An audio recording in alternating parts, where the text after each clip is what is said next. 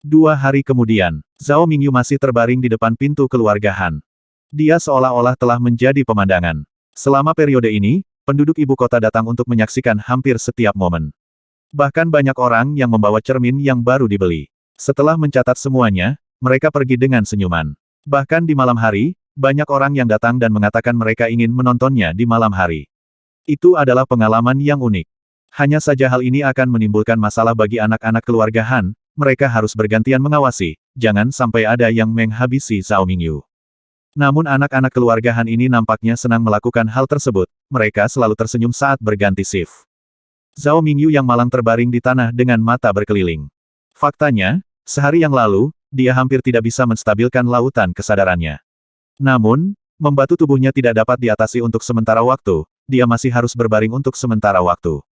Tapi mulutnya sepertinya sudah pulih, dan dia terus berteriak keras, bantu aku berdiri. Aku akan memberimu uang, ambilkan aku makanan. Tidak ada yang memperhatikannya. Seorang anggota keluarga Han tertawa dan berkata, berbaring saja. Hati-hati, aku akan membiarkan guk-guk liar menggigitmu. Zhao Mingyu berteriak dan mengutuk dengan keras Lu Fan yang tidak tahu malu. Kamu benar-benar menyerangku secara tidak terduga. Jika kamu memiliki kemampuan, ayo berkompetisi lagi. Kali ini aku tidak akan diserang olehmu lagi. Suaranya cukup keras, tapi tidak ada yang memperhatikannya. Tak lama kemudian, seorang tamu disambut di depan keluarga Han. Mengenakan kerudung dan jubah, diikuti oleh seorang lelaki tua, orang suci itulah yang akan bersaing dengan Lu Fan dalam beberapa hari. Sesampainya di hadapan keluarga Han, orang suci itu menampakkan wujud aslinya, rombongan anak-anak keluarga Han langsung terpesona dan pusing. Santo, dia tersenyum. Orang suci itu berkata, Han Yan, orang suci dari kerajaan Dewa Utara, meminta untuk bertemu dengan Tuan Lu Fan. Tolong bantu saya dengan laporannya. Segera, beberapa anak keluarga Han pingsan di tempat, beberapa orang di dekatnya bergegas masuk untuk memberitahu dia sambil memegangi anak-anak yang pingsan dan malu. Sangat indah sehingga jika dilihat sekali lagi akan memperpendek umur Anda. Orang suci itu berdiri tidak jauh dari Zhao Mingyu. Dia berbalik dan melirik ke arah Zhao Mingyu. Dia berkata, kerajaan binatang Siliang, murid dari orang suci binatang, memiliki reputasi yang hebat, tetapi dia kalah dengan sangat menyedihkan. Saya pikir Anda akan menjadi dikalahkan oleh binatang buas itu setelah kamu kembali. Sein, ayo pulang dan mundur. Sepertinya kamu tidak memiliki kesempatan untuk berpartisipasi dalam turnamen kerajaan Wanfang. Ini sangat memalukan. Lebih baik tinggal di rumah. Saya juga berencana untuk membatalkan rencana tersebut untuk pergi ke kerajaan binatang Siliang. Jangan sia-siakan aku. Ini saat yang tepat. Kelopak mata Zhao Mingyu melonjak mendengar apa yang dikatakan orang suci itu. Tapi aku tidak tahu apakah itu karena dia terbiasa dimarahi akhir-akhir ini atau karena dia dilahirkan dengan kulit yang tebal. Dia bahkan tidak tersipu. Dia berteriak keras, ini kecelakaan. Aku dikalahkan oleh serangan diam-diamnya. Untuk jujur, jika dia bertarung denganku, dia pasti tidak akan bisa mengalahkanku. Apa yang kami praktikkan di kerajaan binatang Siliang adalah seni bela diri untuk menghabisi semua orang. Orang suci itu menggelengkan kepalanya sedikit, dia tidak mengatakan apapun kepada kepala berkepala elem itu. Dia tidak berniat membantu Zhao Mingyu berdiri. Di matanya, Zhao Mingyu hanyalah tumpukan lumpur. Dia tidak ingin melihatnya lagi. Segera, murid keluarga Han yang melaporkan berita itu berlari keluar dan berkata dengan lantang, yang mulia orang suci, silakan lewat sini. Saudara Lu Fan mengundang Anda pergi ke gunung belakang untuk berbicara. Orang suci itu mengangguk sedikit dan berjalan perlahan ke rumah Han dengan lelaki tua itu di belakangnya. Kemudian, murid keluarga Han menghampiri Zhao Mingyu dan berkata, Anda beruntung telah bertemu dengan saudara Lu Fan. Izinkan saya memberitahu Anda, Tuan Lu Fan, yang mengalahkan Anda, akan memberi Anda pil sekarang. Biarkan Anda meminumnya dan keluar dari sini. Jangan lakukan itu lagi. Anda di sini untuk mengganggunya. Saya menasihati Anda. Yang terbaik adalah segera kembali ke kerajaan binatang Siliang. Kami bukanlah tempat Anda tinggal. Mengambil obat mujarab, anak-anak keluarga Han memberikannya kepada Zhao Mingyu. Ramuan itu masuk ke perutnya. Segera, Zhao Mingyu merasa bahwa membatu di tubuhnya telah berkurang banyak. Dia hampir tidak bisa berdiri.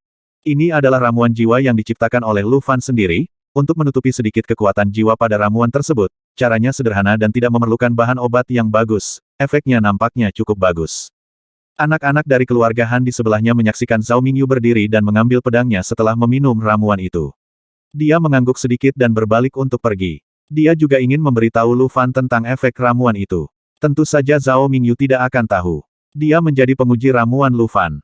Ramuan untuk mengatasi membatu jiwa ini juga pertama kalinya Lu Fan mencobanya. Saya tidak tahu apakah ada efek sampingnya. Dia beruntung. Zhao Mingyu meletakkan pisaunya dan menatap keluarga Han dengan tatapan yang rumit. Meskipun dia berteriak bahwa dia ingin melawan Lu Fan lagi, dia benar-benar tidak memiliki kepercayaan diri yang besar di dalam hatinya. Ekspresinya berubah untuk beberapa saat. Zhao Mingyu akhirnya memilih untuk berjalan terlatih-tatih. Dia berbeda dari kesombongan ketika dia datang. Sekarang dia tampak sedikit kesepian. Tapi ini adalah hal yang bisa dimengerti. Di belakang keluarga Han, Lu Fan sedang menerima beberapa tamu lainnya. Ngomong-ngomong, orang-orang ini sudah lama ingin bertemu Lu Fan. Tapi mereka tidak pernah datang. Sekarang, melihat Lu Fan kembali ke keluarga Han, mereka segera mengunjunginya. Orang-orang ini adalah pemimpin Lei Qianren dari Sekte Lei Guang, serta Master Lei, Master Ting Yuan, dan Lei Xiaoyong dari Akademi Martial Sein. Jadi, kalian semua berasal dari silsilah Jiuxiao. Lu Fan menghela nafas pelan. Setelah tiba, Guru Lei berbicara banyak tentang silsilah Lei Guang dan silsilah Jiuxiao. Akhirnya, Lu Fan mengerti mengapa Guru Lei dan Guru Ting Yuan akan berlutut kepadanya di Tianjia. Alasannya karena cincin di tangannya. Itu adalah cincin kepala klan Jiuxiao. Itu melambangkan ortodoksi klan Jiuxiao. Dan klan Lei Guang pada awalnya hanyalah pengikut klan Jiuxiao. Semuanya termasuk seni bela diri, material, milik klan Jiuxiao. Mengingat, selain itu, selama pertempuran untuk memusnahkan sekte tersebut, klan Jiuxiao sebenarnya menyerang ke depan dan mengorbankan dirinya untuk menyelamatkan beberapa sekte bawahan kecil. Menjadi kakak laki-laki tertua sejauh ini, dia secara alami dicintai oleh orang lain. Majikannya Wu Chen bahkan menyelamatkan nyawa lebih dari 10 orang dari sekte Lei Guang beberapa dekade yang lalu. Di antara mereka adalah Lei Qianren di depannya, dan 7 atau 8 yang lainnya, seorang tetua dari sekte Cahaya Guntur. Tidak ada yang akan melupakan bantuan sebesar ini. Kepala Lei meraih tangan Lu Fan dan berkata, meskipun sekte Jiuxiao dihancurkan, silsilah Jiuxiao tidak akan terputus. Dan cepat atau lambat, ia akan mendapatkan kembali kejayaannya. Itulah yang saya yakini pada awalnya. Aku masih berpikir begitu. Apalagi setelah melihatmu, Lu Fan, aku semakin yakin. Lu Fan, aku ingin bertemu Senior Wu. Bolehkah? Lu Fan mengangguk dan berkata, tentu saja. Dengan mengatakan itu, Lu Fan menyerahkan tanda tetua pagoda dan kepada Guru Lei dan berkata guru ada di pagoda dan Anda dapat mengunjunginya kapan saja dengan perintah ini. Saya akan segera meninggalkan Wuan. Keluargaku, tuanku, temanku, juga meminta Tuan Lei untuk membantu mengurusnya. Lei Qianren berkata dengan lantang, jangan khawatir. Saya akan mengurus semuanya. Semua orang mengangguk. Saat ini, Ling Yao datang dan berkata, Lu Fan, orang suci itu ada di sini. Lei Qianren berdiri dan berkata kalau begitu kita tidak akan tinggal di sini. Kepala Lu Fan, ketika kamu kembali, kamu harus datang ke sekte Lei Guang. Lu Fan menjawab dengan lembut saya akan pergi. Mereka berempat pergi, Lei Xiaoyong akhirnya berkata dengan lembut Tuan Lu Fan, saya pasti akan meminta nasihat Anda ketika saatnya tiba. Lu Fan tersenyum dan mengangguk dan melihat keempat orang itu pergi. Sesaat kemudian, sosok orang suci itu mulai terlihat. Dengan senyuman di wajahnya, orang suci itu berkata dengan keras sebelum dia masuk Tuan Lu Fan, semuanya baik-baik saja. Lu Fan berkata dengan lantang yang mulia Nyonya Suci, Anda di sini untuk menjelajahi pantat saya. Ia bergerak bagaikan awan yang mengalir, kemanapun ia lewat dipenuhi keharuman. Orang suci itu berjalan cepat ke arah Lu Fan dan berkata dengan lembut jika Tuan Lu Fan tidak ingin saya mengetahui sesuatu, Anda dapat memberitahu saya tentang retret atau penyembuhan. Saya bisa mengerti. Dengan senyuman tipis di matanya, orang suci itu tersenyum dan menatap mata Lu Fan. Lu Fan terkekeh dan berkata, aku di sini sekarang. Jika aku pergi sekarang, bukankah itu etiket yang terlalu kasar? Orang suci itu perlahan duduk dan melambai kepada lelaki tua di belakangnya untuk pergi lebih dulu. Lu Fan dan orang suci duduk berhadapan. Di depan mereka ada papan catur dengan bidak catur berserakan. Orang suci itu memandang Lu Fan sambil tersenyum dan berkata, Tuan Lu Fan, apakah Anda tahu cara bermain catur? Lu Fan melirik ke papan catur dan berkata sambil tersenyum, Yang mulia, orang suci, datang begitu jauh. Anda hanya ingin bermain catur dengan saya.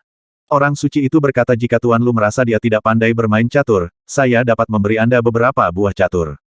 Lu Fan menggelengkan kepalanya dan berkata tidak perlu. Tidak masalah apakah Anda menang atau kalah. Ini hanya permainan catur. Yang mulia, tolong. Orang suci itu berkata dengan lembut dunia ini seperti catur, dan manusia seperti catur.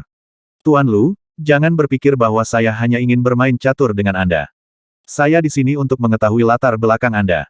Ekspresi Lu Fan sedikit berbeda. Melihat cahaya permusuhan di mata orang suci itu, dia berpikir dalam hati wanita ini benar-benar bertekad untuk berjuang demi setiap inci. Keinginannya untuk menang sangat kuat. Baru saja, Lu Fan hanya mengatakannya dengan santai, dengan bercanda mengatakan bahwa dia ada di sini untuk mencari tahu.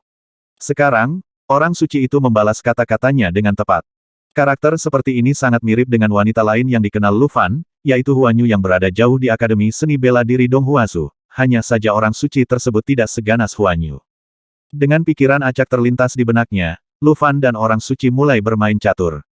Orang suci itu mengambil langkah pertama, dan dalam sekejap, Lu Fan merasakan kekuatan langit dan bumi berfluktuasi di sekelilingnya. Seluruh papan catur sepertinya tertutup lapisan es. Benar saja, orang baik tidak datang. Mereka yang datang itu jahat. Lu Fan berkata dia ada di sini untuk mencari tahu. Dia benar. Lu Fan tetap tenang, dia mengambil sepotong dan mengambil satu langkah. Aliran udara dingin mengalir ke meridian Lu Fan melalui bidak catur. Udara dingin ini seperti es 10.000 tahun, langsung ingin membekukan tubuh Lu Fan. Lu Fan bahkan tidak mengangkat kelopak matanya, udara dingin di telapak tangannya menghilang tanpa bekas. Kalau mau bandingkan, udara dingin ini sebenarnya sedikit lebih buruk dibandingkan cuaca dingin yang saya temui di Pulau Fanling. Rasa dingin di masa lalu tidak mampu membuat Lu Fan tetap hidup, apalagi dinginnya sekarang. Lu Fan dapat dengan mudah menghancurkannya hanya dengan mengandalkan gangki di tubuhnya, bahkan tidak perlu mengarahkannya ke dalam. Biarkan kekuatan dunia menelannya. Ketika orang suci itu melihat bahwa Lu Fan tidak tergerak sama sekali, senyuman muncul di bibirnya. Dia menggerakkan satu kata lagi. Kali ini seluruh papan catur membeku. Belum lagi bidak caturnya, bahkan seluruh meja langsung berubah menjadi patung es. Udara dinginnya kuat, dan ada juga tanda berkedip di es yang membekukan. Lu Fan bisa merasakan niat menghabisi di dalam es, tapi dia tidak takut. Dia mengulurkan tangannya. Dalam sekejap, telapak tangan Lu Fan dipenuhi api. Itu hanya kilatan api merah, tetapi saat tangan Lu Fan mendarat di papan catur, esnya meleleh dan berubah menjadi air mengalir. Sederhananya, Lu Fan sepertinya tidak menggunakan banyak energi sama sekali. Dia bahkan bisa menggunakan kekuatannya dengan sangat akurat sehingga bisa mengeringkan noda air pada bidak catur tanpa merusaknya sama sekali. Kontrol kekuatan Lu Fan membuat Dewa Suci mengubah suasana hatinya secara drastis. Mengambil bidak catur, Lu Fan memikirkannya dan kemudian dengan lembut menjatuhkannya. Senyuman di wajah orang suci itu telah hilang sama sekali, digantikan oleh tatapan serius di mata kristal es. Rambut panjang berwarna biru es berkibar, orang suci itu mulai bermain catur lebih cepat. Lu Fan tidak mau kalah, telapak tangan mereka berdua terbang seolah tidak perlu berpikir. Papan catur mengeluarkan suara mendengung, hampir mustahil untuk melihat tangan kedua orang itu bermain catur dengan cepat. Di papan catur, lampu merah dan biru bergantian. Dalam nafas ini, mereka berdua bolak-balik, entah sudah berapa kali mereka bertengkar. Beragam kekuatan, beragam gerakan, tak ada habisnya.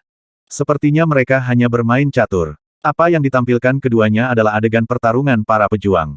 Hanya saja ukurannya jauh lebih kecil. Di langit, salju yang berterbangan mulai turun tanpa alasan saat ini. Kepingan salju sebening kristal ini hanya menimpa orang suci itu. Lu Fan hanya dikelilingi oleh kekuatan tenang langit dan bumi, garis pemisah yang jelas mulai muncul di antara mereka berdua. Ledakan. Tiba-tiba, bidak catur berubah menjadi bubuk kristal es di tangan Lu Fan. Sebelum orang suci itu bisa berbahagia, dia melihat bidak catur di tangannya terbakar tanpa alasan. Seluruh papan catur tiba-tiba terbang dan mulai berputar dengan ganas. Gerakan orang suci itu menjadi semakin cepat, sebaliknya, gerakan Lu Fan melambat. Garis pemisah kekuatan di bawah kakinya mulai bergerak menuju Lu Fan. Wajah Lu Fan tetap gelap seperti biasanya, seolah dia tidak melihatnya. Dentang. Akhirnya papan catur itu jatuh. Tangan orang suci itu menekan papan catur, dan seluruh papan catur berubah menjadi es lagi. Bidak catur yang dipegang di tangan Lu Fan tiba-tiba mengeluarkan bunyi klik, lalu hembusan angin bertiup, dan bidak catur itu pecah dan berubah menjadi kristal es berserakan.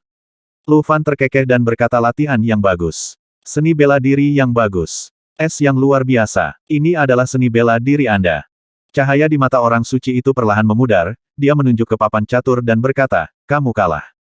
Saat ini, Lu Fan terkejut karena hanya ada satu bidak catur yang tersisa di papan catur. Namun di sisi orang suci, masih ada 7 atau 8. Lu Fan tersenyum dan berkata saya kira tidak. Yang mulia orang suci, mohon lihat papan catur dengan cermat. Orang suci itu mengerutkan kening dan melihat dengan penuh perhatian. Tiba-tiba, orang suci itu terkejut saat mengetahui bahwa pihaknya telah menemui jalan buntu pada suatu saat. Meskipun Lu Fan hanya punya satu kata, dia bisa menghabisinya di langkah berikutnya. Lu Fan mengulurkan tangan dan mengambil bidak terakhir. Tampaknya bidak itu membeku di papan catur karena kekuatannya. Tapi Lu Fan mengambilnya begitu saja. Tiba-tiba, orang suci itu menemukan bahwa bidak catur itu tidak dibekukan sama sekali olehnya. Lu Fan lah yang membekukannya sendiri, dia tidak pernah menyangka bahwa Lu Fan juga akan memiliki kekuatan 5 elemen es. Dengan lembut, Lu Fan meletakkan bidak catur itu di depan orang suci itu dan berkata, "Maaf. Saya menang karena keberuntungan." Tangan orang suci itu terkepal erat, dan ada cahaya tajam di matanya. Lu Fan menarik tangannya dan berkata bermain catur dengan Yang Mulia Nyonya Suci cukup menarik. Hanya saja caturnya agak tidak berguna. Permainan berikutnya akan membutuhkan satu set catur lebih sedikit. Orang suci itu menarik napas dalam-dalam, lalu melepaskan tangannya, dan cahaya di matanya meredup. Senyuman di wajahnya kembali cerah seperti bunga. Orang suci itu berkata, "Tuan Lu, apakah kamu masih ingin berdebat dengan gadis kecil itu tentang apakah sebuah set catur berhasil? Tunggu sebentar, saya akan meminta seseorang memberikannya kepada Tuan Lu 10 papan catur terbaik." Kata-kata orang suci itu penuh dengan penghinaan. Dia jelas-jelas mengejek Lu Fan karena pelit. Tetapi Lu Fan menjawab sambil tersenyum, "Kalau begitu terima kasih, Yang Mulia Nyonya Suci. Saya tidak suka emas dan perak. Saya pikir itu kayu gaharu. Yang Mulia Nyonya Suci sangat kaya. Saya juga mendapat manfaat darinya." Orang suci itu hampir memuntahkan seteguk darah. Sayang sekali Lu Fan memikirkan bidak catur gaharu, yang harganya jauh lebih mahal daripada emas dan perak. Pada saat itu, orang suci itu benar-benar memiliki keinginan untuk melawan Lu Fan saat ini. Tapi dia masih menahannya dengan paksa.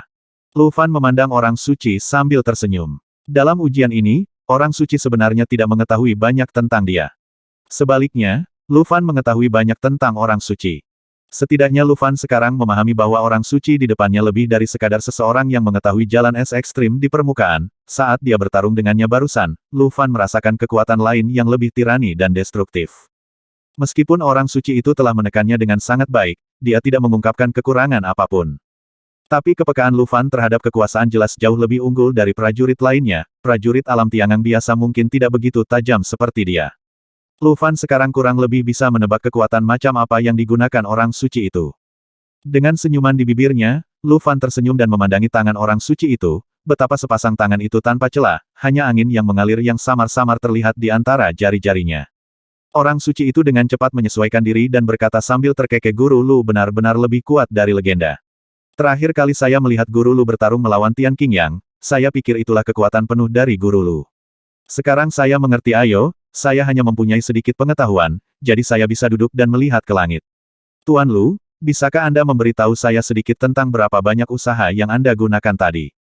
Lu Fan menjawab, "Tentu saja. Tapi bolehkah saya bertanya kepada Yang Mulia Nyonya Suci berapa banyak kekuatan yang Anda gunakan tadi?"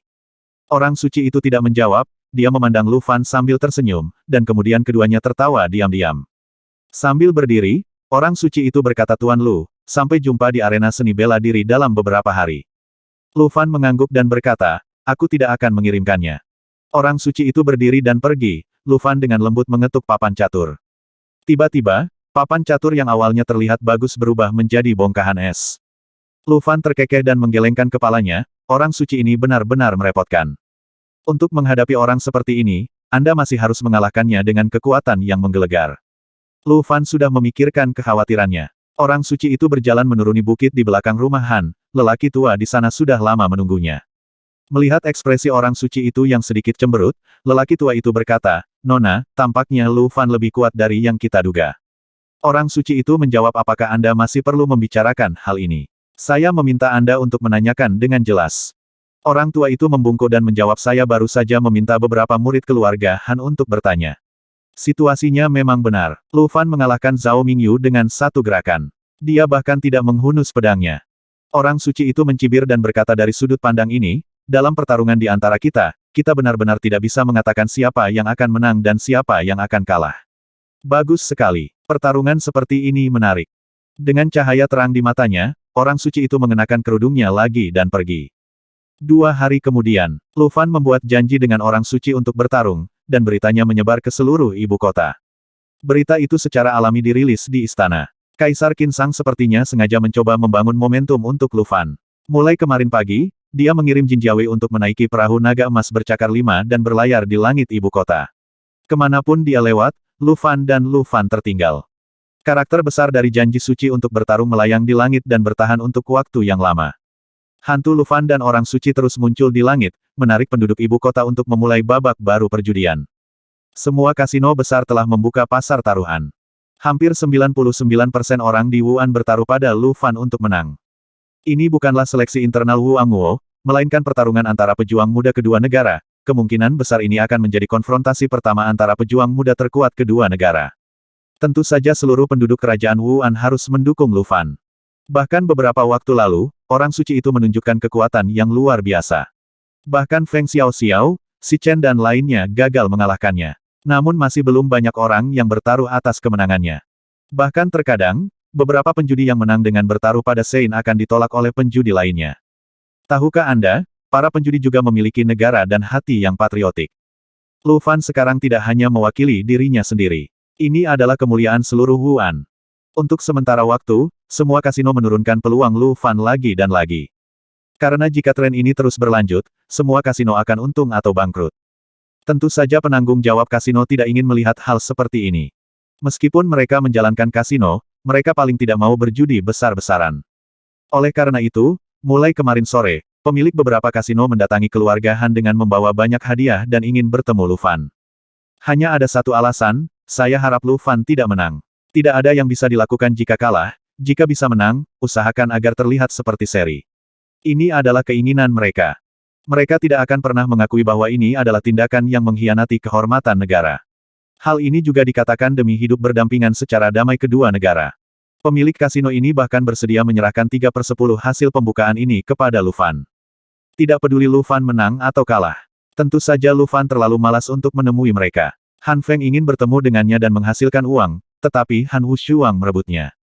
Akhirnya, perwakilan Lu Fan dari 13 bertemu dengan pemilik kasino tersebut. Hanya dengan satu kata, dia benar-benar membubarkan mereka. Gulungan. Di dalam keluarga Han, ada kedamaian. Budidaya yang harus dipraktekkan, retret yang harus dilakukan, dan pelajaran yang harus diajarkan ayah tetap diajarkan. Dalam 2 hari terakhir, Lu Fan diam-diam memulihkan diri, dan tidak ada seorang pun kecuali Ling Yao yang datang mengganggunya. Keduanya menjalani 2 hari yang menyenangkan bersama. Pangeran kedua, Qin Fan, datang lagi. Dia bilang dia ingin melihat Lu Fan, tapi setelah dia datang, dia mendengar bahwa Lu Fan sedang mundur. Qin Fan melepaskan ide untuk bertemu Lu Fan dan malah mengobrol dengan Lin Biao. Selain itu, percakapan tersebut juga mencakup niat membawa Lin Biao ke istana untuk bermain, yang sepertinya agak jahat tidak peduli bagaimana Anda melihatnya. Tapi sebagai seorang pangeran, tidak ada yang bisa mengusirnya. Bahkan Lin Biao, meski sedikit tidak senang, tetap menghadapinya dengan acuh tak acuh. Tarik napas, buang napas. Lu Fan duduk di depan pintu, diam-diam mengedarkan gangki di tubuhnya. Sejak meminum pil manusia surgawi, Lu Fan telah berusaha beradaptasi dengan jiwanya, dan dia selalu merasakan hal itu. Apa yang dibawa oleh pil manusia surgawi kepadanya tidak hanya mengkonsolidasikan jiwanya, tetapi juga sangat memperkuat kekuatannya. Baik itu pencak silat, senam, atau yang lainnya. Beberapa hari yang lalu, Lu Fan menggunakan kekuatan jiwanya untuk melepaskan seni mencuri jiwa dan menghancurkan jiwa, dan mengalahkan kerajaan binatang Siliang, Zhao Mingyu, murid dari Beast Sein, dengan satu gerakan. Sejujurnya, bahkan Lu Fan sendiri tidak mengharapkan kekuatan dari gerakan ini. Dia tahu bahwa setelah jiwanya dipadatkan secara permanen, kekuatan jiwanya pasti akan meningkat, tetapi siapa yang bisa membayangkan bahwa kekuatan jiwanya akan meningkat begitu mengerikan. Setelah satu gerakan, Zhao Mingyu bahkan tidak bisa menahan Zhao Mingyu yang berada setengah langkah di depan. Namun saat bertarung melawan Sein, saya khawatir trik ini tidak akan berhasil. Ketika Zhao Mingyu dipukuli, dia berada di depan rumah keluarga Han, dikelilingi oleh sekelompok penduduk ibu kota yang bodoh. Secara alami, mereka tidak dapat mengenali bahwa rangkaian teknik perebutan jiwa dan penghancuran jiwa ini berasal dari Sekte Setan Hati Dao. Namun pertarungan dengan Sein akan berlangsung di arena seni bela diri Bafang. Pada saat itu semua keluarga besar dan hampir semua pendekar di ibu kota akan datang untuk menyaksikan. Meskipun kemungkinan untuk dikenali tidak tinggi, namun hal itu mungkin saja terjadi. Lu Fan memiliki mentalitas melakukan lebih banyak daripada melakukan lebih sedikit. Diputuskan bahwa teknik mencuri jiwa dan menghancurkan jiwa ini hanya dapat digunakan sebagai teknik tinju terbawah, akan lebih baik tidak menggunakannya di masa depan kecuali dalam situasi hidup atau mati. Namun metode mencuri jiwa yang sederhana masih bisa digunakan. Pertama, teknik perebutan jiwa juga sama sulitnya untuk dikenali. Kedua, bahkan jika dia mengenalinya, dia dapat menyangkal bahwa dia mempelajarinya dari Lin Biao. Tidak peduli apa, hal itu tidak bisa dikatakan tentang pembudidaya Ibel 15. Lu Fan memikirkan berbagai pemikiran di benaknya, dan pada saat yang sama dia dengan bingung membimbing jiwanya untuk berenang di dalam tubuhnya, dunia kecil di tubuhnya akan berfluktuasi sampai batas tertentu selama disentuh oleh jiwanya, memberi Lu Fan merasakan perasaan samar bahwa dia bisa mengendalikannya. Ini juga merupakan penemuan besar baginya, ia mencoba menguasai sebagian dari kekuatan dunia. Meskipun ini adalah hal yang sangat sulit, Lu Fan merasa dia harus menemukan cara untuk melakukannya. Biarpun dia tidak mengontrol banyak, meski hanya seukuran bola cahaya, dia harus mendapatkannya. Ini bisa menjadi kartu asnya. Perenangan jiwa mulai semakin cepat, seperti seorang anak kecil yang berguling-guling di bawah cahaya bintang yang cemerlang. Potongan titik cahaya berhamburan, yang harus dilakukan Lu Fan adalah menemukan jejak terkecil di antara titik cahaya yang tersebar dan menemukan cara untuk mengintegrasikannya ke dalam gangki miliknya. Mencoba lagi dan lagi, gagal lagi dan lagi. Lu Fan merasa tenang dan tidak putus asa dengan kegagalan tersebut, malah sebaliknya justru semakin membangkitkan semangat juangnya. Segera, jiwanya secepat angin kencang, mengguncang dunia kecil di tubuhnya sepenuhnya. Saat Lu Fan duduk di sana, segala sesuatu di sekitarnya berhenti bergerak secara otomatis, dan bahkan tanah di bawah kakinya mulai meledak. Xiao Hei, yang sedang tidur di depan pintu, berteriak dan mundur saat melihat pemandangan ini. Aura Lu Fan mulai berfluktuasi, dan ekspresinya menjadi serius sedikit demi sedikit. Akhirnya, aura Lu Fan mencapai puncaknya. Ledakan. Sepotong aliran udara menyebar, dan rumah di belakangnya berguncang hebat dan hampir runtuh. Seluruh gunung belakang mendengar suara keras ini. Semua orang melihat ke arah Lu Fan, bertanya-tanya apa yang sedang terjadi. Lu Fan menghela napas panjang kali ini, lalu mengulurkan tangannya. Gangki berkumpul di tangan, dan akhirnya perlahan membentuk cahaya cemerlang di telapak tangan. Kekuatan langit dan bumi di sekitarnya tiba-tiba berubah drastis. Lu Fan dapat merasakan bahwa mereka tidak memudar atau berkumpul, tetapi mirip dengan menyerah, dan mereka semua tetap di tempatnya. Angin tidak bergerak, pepohonan tidak bergoyang, air tidak mengalir, langit dan bumi tidak berubah. Senyuman muncul di bibir Lu Fan, sepertinya dia telah mengembangkan teknik luar biasa lainnya. Sambil tersenyum ringan, Lu Fan bergumam, "Saya sangat jenius." Matahari bersinar cerah, angin sepoi-sepoi, dan langit menyegarkan. Arena pencak silat Bafang kembali dipadati orang hari ini. Jika dibandingkan dengan uji coba, hanya ada lebih banyak orang hari ini. Yang lebih dilebih-lebihkan adalah hari ini, bahkan penyulingki dari pagoda dan datang untuk menyaksikan pertempuran tersebut. Peristiwa akbar seperti ini belum pernah terjadi selama kompetisi seleksi. Kedatangan para penyulingki berarti bahwa pertempuran hari ini sebenarnya bukan hanya kejayaan para pejuang Wuan. Itu juga melambangkan kejayaan seluruh kerajaan Wuan. Ada teriakan seragam di jalanan dan gang. Lu Fan akan menang. Tidak peduli pria, wanita, tua atau muda, tidak peduli dari negara bagian mana mereka berasal, selama mereka berasal dari negara Wuan, mereka semua memanggil nama Lu Fan. Dalam waktu kurang dari beberapa bulan, Lu Fan berkembang dari ketidaktahuan menjadi Wuan Glory. Perubahan besar pada periode ini dilihat dan diingat oleh seluruh ibu kota. Jika Lu Fan menang hari ini, dia akan terkenal selamanya. Arena seni bela diri Bafang tampak luar biasa rapi hari ini. Saat seleksi, kelompok warga ibu kota ini ingin memeras seluruh rakyatnya sampai mati. Dapat dikatakan bahwa auditorium pada saat itu sedemikian rupa sehingga seekor lalat pun akan mati seketika jika ia masuk ke dalamnya. Namun saat ini warga yang berada di arena pertarungan sangat tertib, tidak mendorong atau mendorong, serta berdiri tegak. Tentunya tidak ada seorang pun yang ingin dipermalukan di depan pejuang dari negara lain. Tanpa perlu ada yang mengarahkan, warga ibu kota mulai menjaga ketertiban sendiri. Mereka tidak ingin orang suci itu mengatakan bahwa orang-orang Wuan tidak memiliki kualitas setelah dia kembali. Sekelompok orang menarik bendera dan mengibarkan plakat bertuliskan slogan-slogan mereka. Titik. Donghua Lu Fan adalah yang terbaik di dunia. Kalahkan orang suci dan nikahi Dewa Utara. Lu Fan tidak terkalahkan. Titik titik titik titik titik titik. Tak hanya warga biasa, anak-anak dari 10 keluarga besar pun meneriakkan nama Lu Fan secara seragam. Yang paling berisik di antara mereka adalah keluarga Tantai dan keluarga Han. Tak perlu dikatakan lagi tentang keluarga Han, dalam pandangan mereka, Lu Fan adalah salah satu dari mereka, apakah mereka memerlukan alasan untuk memberi mereka gengsi? Keluarga Tantai agak aneh, tetapi ketika mereka melihat bahwa Tantai Ge lah yang menjadi pemimpinnya, semuanya tiba-tiba menjadi jelas. Benar saja, Nona Tantai Ge dan Tuan Lu Fan adalah pasangan. Dia mendukung kekasihnya secara terbuka, dan bahkan mengajak anggota keluarganya untuk berteriak bersamanya. Berbicara tentang keberanian ini, itu adalah sesuatu yang tidak bisa dicapai oleh wanita biasa. Dengarkan lagi teriakan murid-murid Tantai ini. Semuanya adalah paman Lu Fan akan menang. Ling Yao, yang sedang duduk di jamuan makan keluarga Han, menggelengkan kepalanya dan tertawa. Dia mendengar Lu Fan berkata bahwa tidak mungkin dia memiliki hubungan dengan Tante Ge. Wanita ini dianggap gila cinta. Di langit, Kaisar Qin Sang dan para pejabatnya telah tiba. Di sebelah kiri adalah putra mahkota Qin Yun dan pangeran kedua Qin Fan, dan di sebelah kanan adalah Yang Mulia Orang Suci. Melihat orang-orang di arena seni bela diri, Orang Suci itu berkata dengan lembut, semua orang mengatakan bahwa Wuan bersatu. Ketika saya melihatnya hari ini, memang demikian. Di kerajaan lain, saya belum pernah melihat penonton yang begitu seragam sehingga tidak mendukungku. Pangeran Qin Yun menjawab sambil tersenyum dengan kemunculan Santo Tiange. Kemanapun dia pergi, dia akan memiliki banyak pengikut. Hanya saja masyarakat Wuan, meskipun menghargai penampilan, mereka menghargai etika bela diri, terlebih lagi. Karena kemenangan diraih oleh seni bela diri jika negatif, mereka dengan sendirinya akan memilih orang-orang dari negaranya sendiri. Setelah mengatakan ini, Pangeran Qin Yun menatap Orang Suci itu dengan mata penuh semangat. Di matanya, ada sedikit ketamakan dan sedikit ketakutan. Dia masih tahu dengan jelas betapa sulitnya mendapatkan Sein. Belum lagi yang lainnya, dia tidak akan mampu mengalahkan Orang Suci itu dalam 10 tahun ke depan. Oleh karena itu, Qin Yun melihatnya beberapa kali dan kemudian dengan bijak tidak terus melihatnya dan menarik pandangannya. Kaisar Qin Sang tersenyum dan berkata, kompetisi harus siap dimulai. Ingat, sampai intinya tercapai, jangan menimbulkan masalah. Terlepas dari menang atau kalah, itu tidak akan mempengaruhi persahabatan kedua negara. Orang Suci itu mengangguk dan berkata, ya, Yang Mulia. Han Yan akan menahan diri.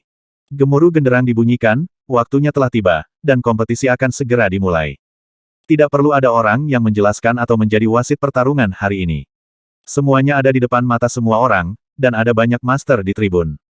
Belum lagi yang lainnya, hanya pihak Dong Fati yang merupakan sekelompok orang kuat. Lao Liu dan yang lainnya sudah duduk. Selama ini, Liu Tua, Nyonya Yang, dan hantu tua Suanyuan tampaknya kurang aktif dalam pertempuran. Ketiganya sepertinya telah mencapai kesepakatan, dan mereka semua tersenyum. Fati Dong melihat ke kiri dan ke kanan, tapi Wu Tua tidak muncul. Sambil menghela nafas, Fati Dong tidak tahu harus berkata apa. Tidak jauh dari Fati Dong, Lei Qianren dan 4 orang lainnya semuanya tenang dan tenang. Beberapa hari yang lalu, mereka akhirnya bertemu Wu Chen, dan setelah percakapan, Lei Qianren menyelesaikan penyesalan setengah hidupnya. Keadaan Lei Qianren saat ini jelas berbeda dari sebelumnya, dan dia melihat ke lapangan sambil tersenyum. Lei Qianren berkata dengan tenang, Lu Fan pasti akan menang. Saya yakin pemenangnya akan ditentukan dalam 10 langkah. Apakah Anda ingin bertaruh dengan saya? Lei Xiaoyong, yang duduk di sebelahnya, berkata dengan keras, Tuan, apakah Anda yakin? Kakak senior Lu Fan memang sangat kuat, tetapi Orang Suci itu tidak buruk sama sekali. Bisakah pemenang ditentukan hanya dengan 10 gerakan? Lei Qianren berkata dengan tenang, mungkin 10 gerakan tidak diperlukan. Beberapa orang di dekatnya memandangnya sedikit, Lei Xiaoyong mengerutkan kening, dengan ekspresi bingung di wajahnya.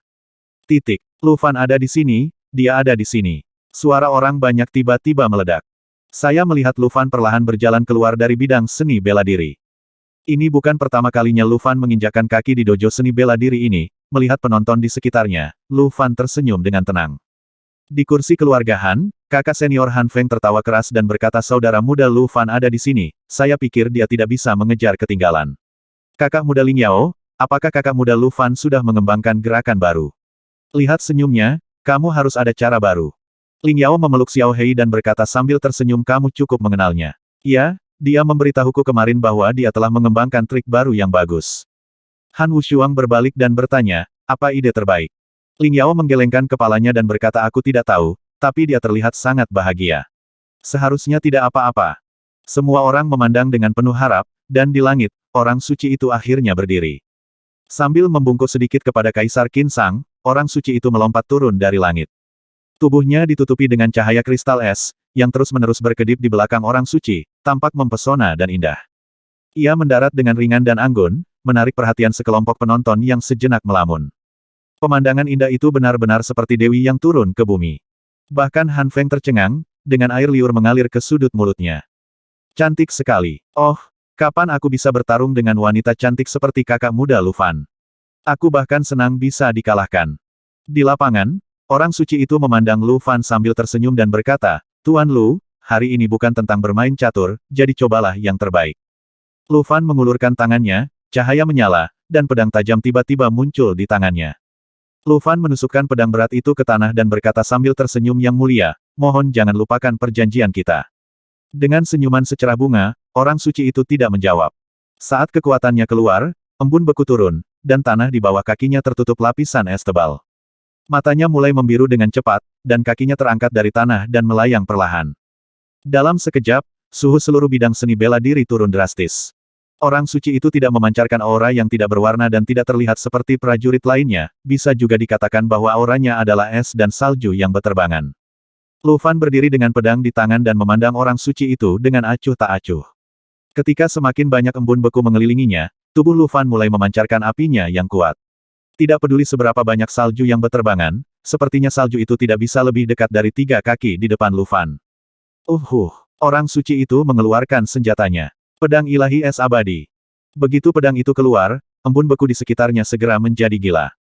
Kilatan cahaya biru melintas di pedang, dan kemudian, badai es dan salju mulai muncul di samping orang suci itu, menyebabkan pakaian mereka beterbangan dan menghalangi pandangan mereka. Lu Fan tetap tidak bergerak, tampaknya bertekad menunggu orang suci itu memimpin. Ini adalah tanda kepercayaan diri. Saat seorang pejuang bertarung, sangatlah penting untuk memimpin. Momentum adalah cara untuk meraih keunggulan. Hanya dengan rasa percaya diri yang cukup seseorang dapat menjadi stabil seperti gunung, tidak melakukan apapun dan menunggu pihak lain mengambil langkah pertama. Penampilan luar biasa Lu Fan membuat orang suci itu tidak bisa menahan senyum di wajahnya. Tampaknya pertarungan catur antara dia dan Lu Fan beberapa hari yang lalu masih memainkan peran tertentu. Lu Fan ini benar-benar mengira levelnya seperti itu. Orang suci itu memutuskan untuk memberi Lu Fan pelajaran yang tak terlupakan. Dengan rambut panjangnya yang tergerai, sosok orang suci itu tiba-tiba menghilang ke dalam angin dan salju.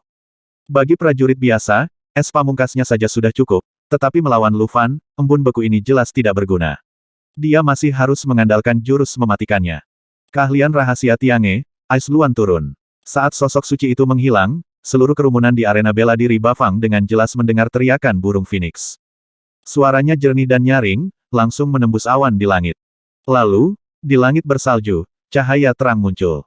Cahaya meledak di depan Lu Fan, dan kekuatan yang menakutkan menyebabkan Lu Fan terbang menjauh dan seluruh arena seni bela diri berguncang.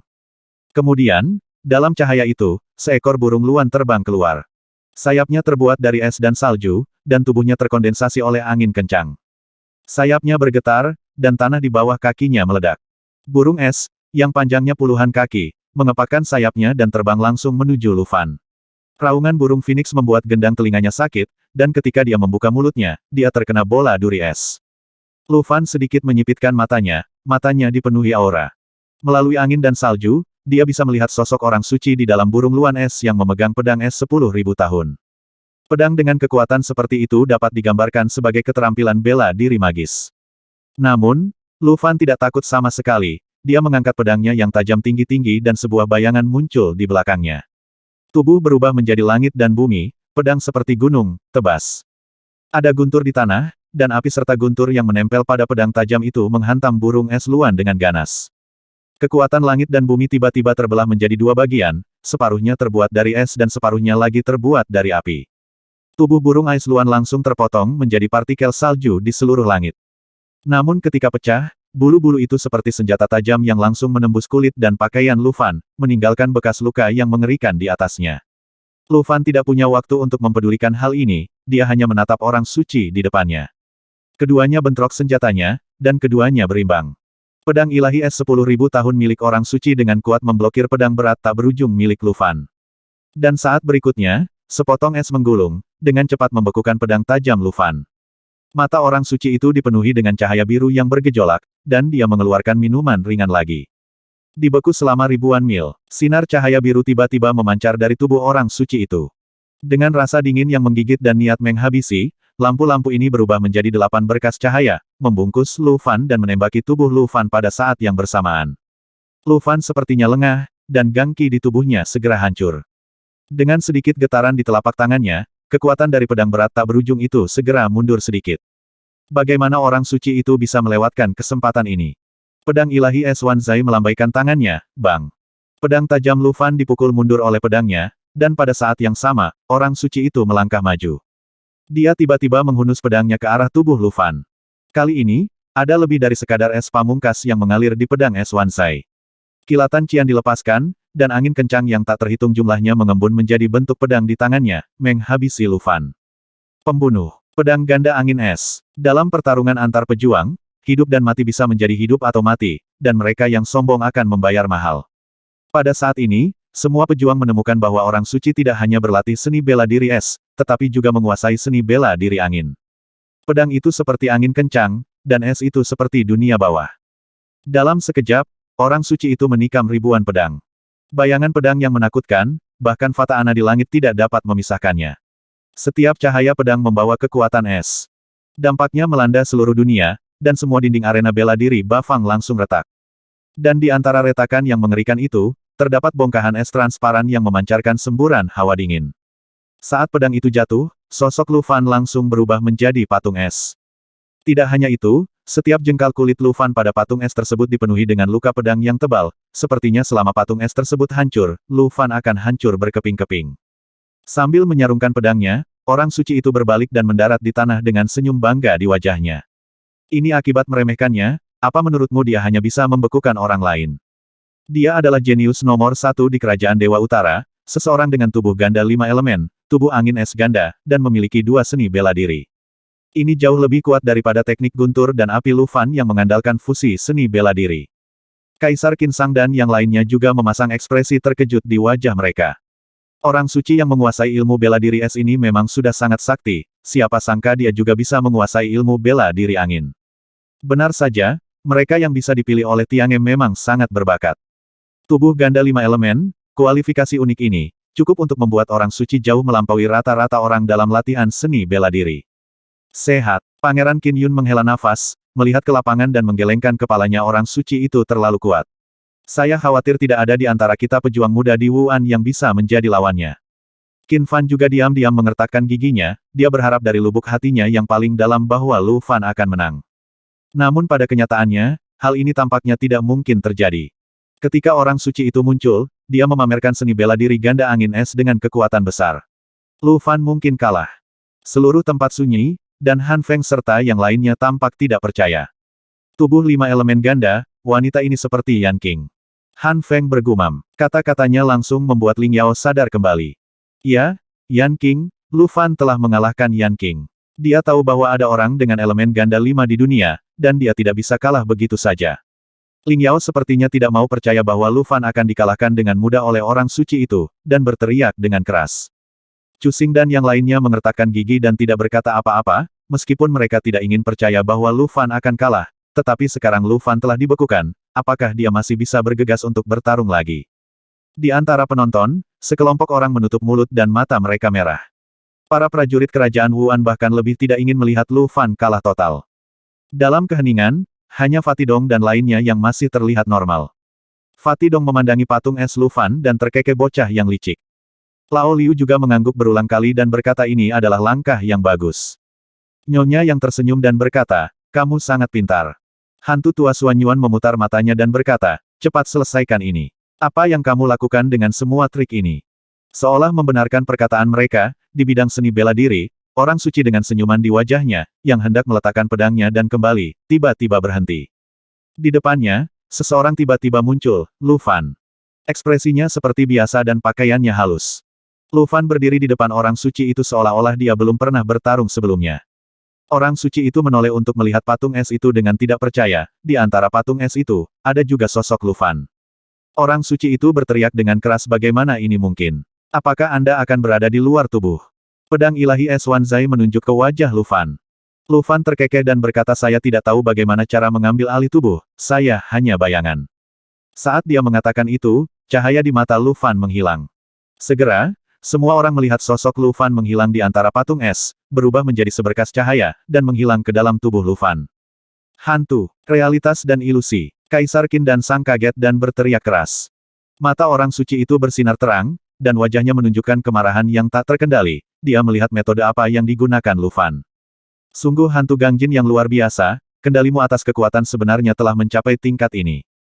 Tangan orang suci itu mulai sedikit gemetar. Meskipun dia mengatakan ini, dia tahu di dalam hatinya bahwa Lu Fan dapat melakukan semua ini. Itu bukan hanya karena kendalinya yang kuat.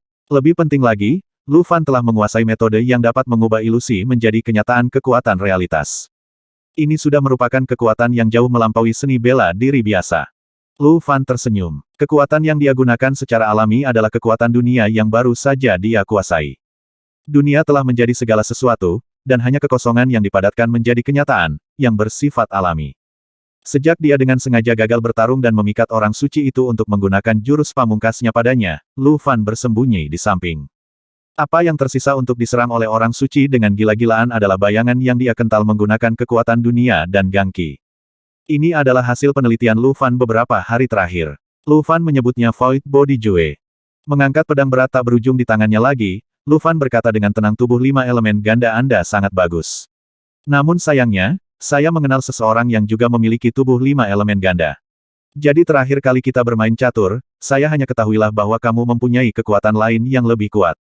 Tubuh gadis suci itu sekali lagi meledak dengan salju, dan lembaran salju secara tak terduga mengembun menjadi bentuk binatang yang tak terhitung jumlahnya di belakangnya.